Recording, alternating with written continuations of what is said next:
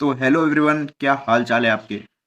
इस वाली वीडियो के अंदर अपन बात करेंगे नवंबर 22 सीए इंटरमीडिएट की एक्सपेक्टेड पासिंग परसेंटेज क्या होनी चाहिए।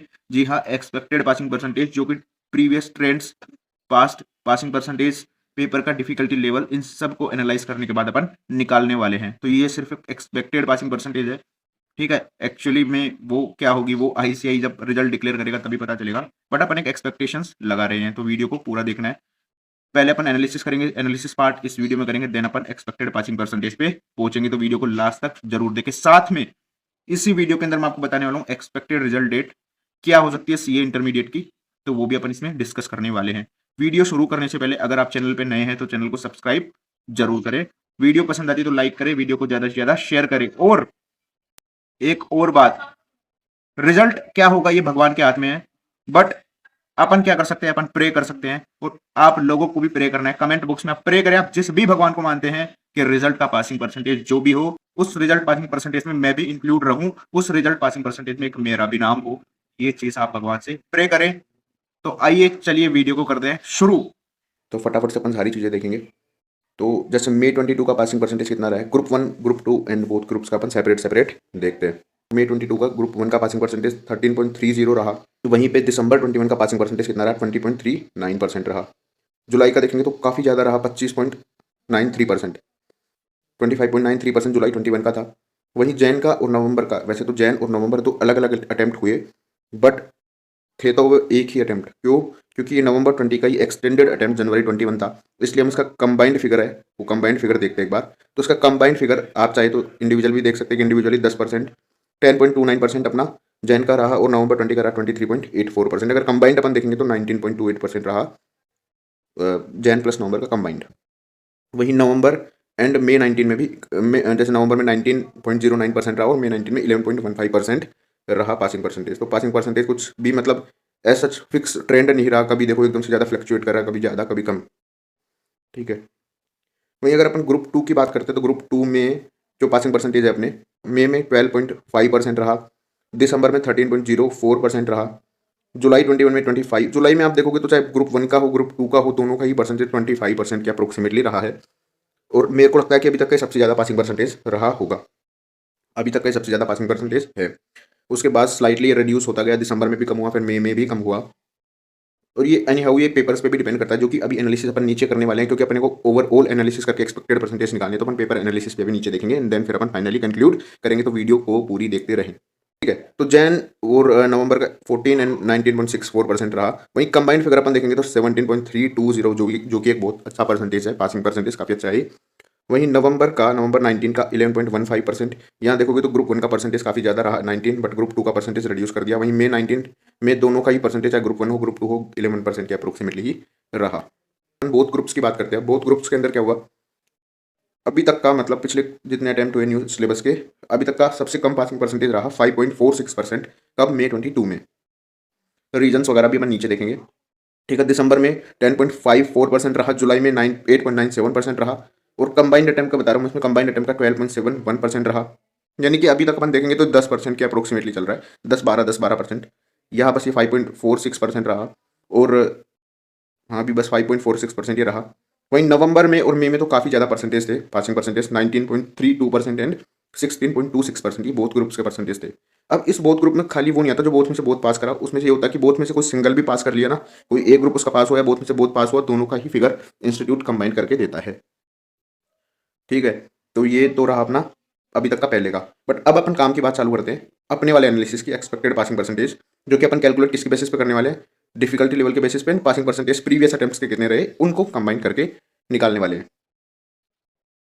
तो अगर अपन देखें पिछले 3 अटेम्प्ट के पेपर्स देखते हैं, पिछले 3 अटेम्प्ट के पेपर क्या रहे वो अपन देखते हैं एक बार, ठीक है। तो पिछले 3 अटेम्प्ट के अगर अपन पेपर देखेंगे तो May 22 के जो पेपर्स थे, May 22 के जो पेपर्स थे वो ग्रुप 1 के क्या थे, मॉडरेट एंड एवरेज। ग्रुप 1 का पेपर कैसा था, मॉडरेट था, एवरेज था May 22 में। मॉडरेट का मतलब क्या है, मॉडरेट का मतलब एवरेज से टफ, बट जो टफ होता है ना, टफ वैरायटी होती है, उससे थोड़ा सा स्लाइटली इजी बोल सकते हैं, मतलब अबोव एवरेज, एंड जो 2 पेपर्स थे वो एवरेज थे। वहीं अगर ग्रुप 2 की बात करेंगे तो ग्रुप 2 May 22 का एक पेपर टफ था और 2 पेपर्स एवरेज थे, एक पेपर टफ था और दो पेपर जो थे वो एवरेज थे।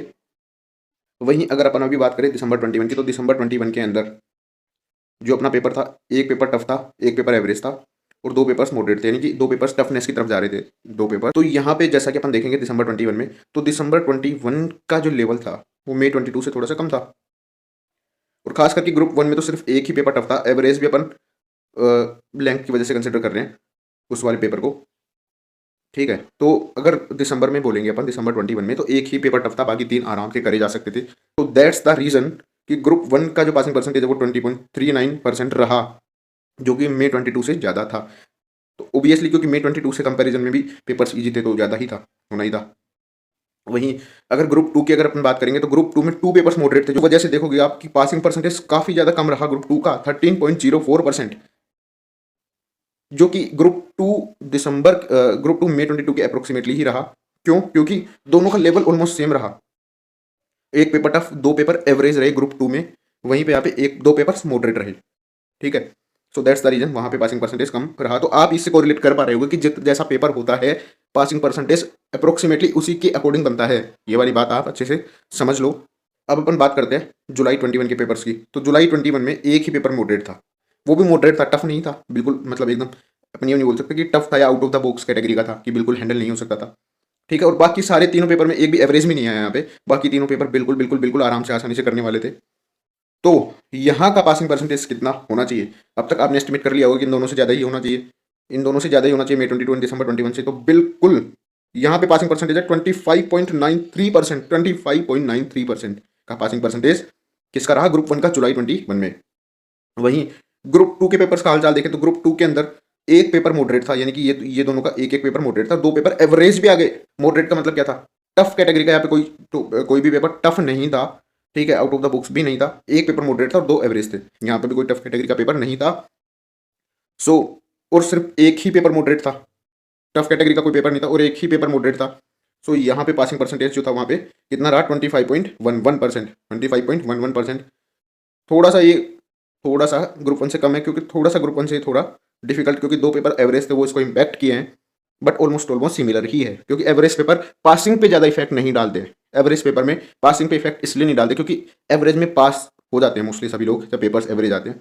मतलब एवरेज जब पेपर आता है तो उसमें बहुत कम लोगों को लगता है कि यार अपन फेल होंगे, मोस्टली लोगों को लगता है कि उतना स्कोर वो एक्सपेक्टेड स्कोर नहीं कर पाए, बट ऑल्दो निकल जाएगा वो पेपर, ठीक है। तो उसके बाद अब अपन बात करते हैं अपने नवंबर 22 अटेम्प्ट की। तो नवंबर 22 अटेम्प्ट के अंदर एक पेपर टफ था, यानी कि टफ आ गया, जहाँ टफ आ गया ना वहाँ फिर स्ट्रगल होता है पासिंग मार्क्स के लिए, जहाँ टफ आ जाता है वहाँ पासिंग मार्क्स के लिए, और वहाँ पे फिर रिजल्ट का परसेंटेज जो है वो फ्लक्चुएट होता है। तो यहाँ पे एक पेपर टफ था, एक पेपर मॉडरेट था, तो मॉडरेट पेपर वो संभाल लिया होगा जिसका कंसेप्चुअली स्ट्रॉन्ग होगा वो थोड़ा, तो उसको वो इस पेपर को हैंडल कर लिया होगा। बाकी काफ़ी सारे लोगों को इसमें दिक्कत आई होगी मॉडरेट पेपर के अंदर, ठीक है। वहीं अगर अपन बात करें ग्रुप 2 की, तो एक पेपर टफ था और एक पेपर था एवरेज। तो अब अपन इसके पासिंग परसेंटेज की जो कि एक्सपेक्टेड, जो कि अपन को निकालना है, मतलब कि कितना एक्सपेक्टेड हो सकता है, तो देखेंगे आप गौर से देखेंगे इसको कि एक पेपर अपना टफ था, एक पेपर मॉडरेट था। यहाँ पे अगर अपन देखेंगे सिचुएशन अपनी मई 22 के कंपैरिजन में, मई 22 के कंपैरिजन में अच्छी थी, क्योंकि बाकी 2 पेपर आसानी से मैनेज करे जा सकते थे, बाकी 2 पेपर आसानी से मैनेज करे जा सकते थे।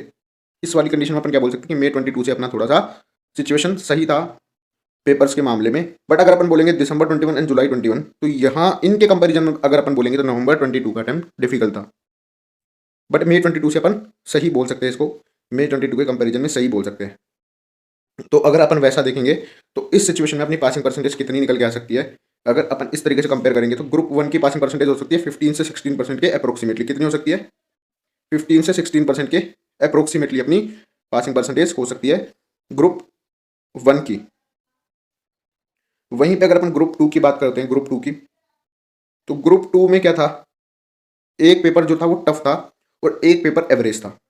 तो इस कंडीशन में अपन एक चीज़ देखेंगे कि ये जो सिचुएशन बनी ये अपनी दिसंबर और मई दोनों से ही अच्छी थी, क्योंकि वहाँ पे 2 पेपर टफ कैटेगरी में जा रहे थे अगर मैं बोलूँ दिसंबर में, और मई में एक पेपर टफ था और 2 पेपर एवरेज था। अभी यहाँ पे एक ही पेपर एवरेज है और एक पेपर टफ है, तो यानी कि ये सिचुएशन समहाउ अपन कह सकते हैं कि बेटर थी मई एंड दिसंबर के कंपैरिजन में। बट यही सिचुएशन जो है वो जुलाई के कंपैरिजन में डिफिकल्ट थी, तो जुलाई से पासिंग परसेंटेज कम रहने वाला है। बट अगर अपन बोलेंगे कि मई और दिसंबर, तो मई और दिसंबर से ज़्यादा रह सकता है।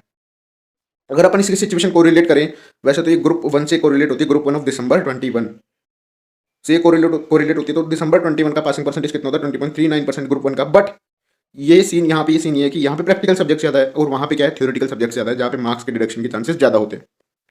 तो उस अकॉर्डिंग भी अगर हम एवरेज निकालते हैं तो यहाँ पे निकल के आएगा अपना एक्सपेक्टेड पासिंग परसेंटेज अपनी होनी चाहिए 18 से 20% के अप्रोक्सीमेटली। 18 से 20% के अप्रोक्सीमेटली ग्रुप 2 की पासिंग परसेंटेज होनी चाहिए। और ग्रुप 1 की कितनी होनी चाहिए? 15 से 16%। बोथ ग्रुप्स की जो पासिंग परसेंटेज की अपन बात करते हैं तो बोथ ग्रुप्स की पासिंग परसेंटेज जो हो सकती है इस सारी एनालिसिस करने के बाद, तो वो समवेयर अराउंड अपनी हो सकती है 9 से 11% के अप्रोक्सीमेटली हो सकती है नवंबर 22 के बोथ ग्रुप्स की पासिंग परसेंटेज। इसी के साथ एक्सपेक्टेड रिजल्ट की डेट की जो अपन बात करने वाले थे, तो देखो सबसे पहले मैं एक बात बता देता हूँ कि सबसे पहले रिजल्ट की एक्सपेक्टेड डेट मैंने 8-10 दिन पहले ही डाल दी थी और मेरे बाद ही बाकी वीडियोस भी एक्सपेक्टेड रिजल्ट की डेट को लेके आई थी। अगर आपको बिलीव नहीं होता है तो आप मेरी वीडियो की पब्लिश डेट देख सकते हो और बाकी वीडियोस की भी देख सकते हैं, आपको पता चल जाएगा। उसके बाद अब मैं फिर से वही बोल रहा हूँ कि जो एक्सपेक्टेड डेट सीए इंटर की रहने वाली है वो 15 से 20 जैन के बीच में ही रहेगी, क्योंकि जैसा सीए फाइनल का कैंपस की डेट आ गई थी 15 तारीख, तो जैसा उस कैंपस की डेट के अकॉर्डिंग जो रिजल्ट सीए फाइनल का आएगा वो 7 से 8 जनवरी के अप्रोक्सीमेटली आएगा। और उसके उसके जस्ट 8-9 दिन बाद सीए इंटर का रिजल्ट आता है, उसके जस्ट 8-9 दिन बाद सीए इंटर का रिजल्ट आता है, अगर कोई टेक्निकल इशू या फिर कोई दूसरी बात नहीं होती है तो ये जनरल ट्रेंड है। तो अगर उस अकॉर्डिंग भी अपन देखते हैं तो आपका रिजल्ट 16-17 जनवरी के अप्रोक्सीमेटली आना चाहिए। ओवरऑल मैं बोलूँ तो 15 से 20 जनवरी के बीच में आपका रिजल्ट आ जाना चाहिए। तो कैसी लगी है वीडियो को ज़्यादा से ज़्यादा शेयर करें, कमेंट जरूर करें। जो मैंने आपको स्टार्ट में बोला था कि पासिंग परसेंटेज जो भी हो उस पासिंग परसेंटेज में मेरा नाम होना चाहिए, तो ये अपने भगवान से प्रे करके ये कमेंट जरूर करें।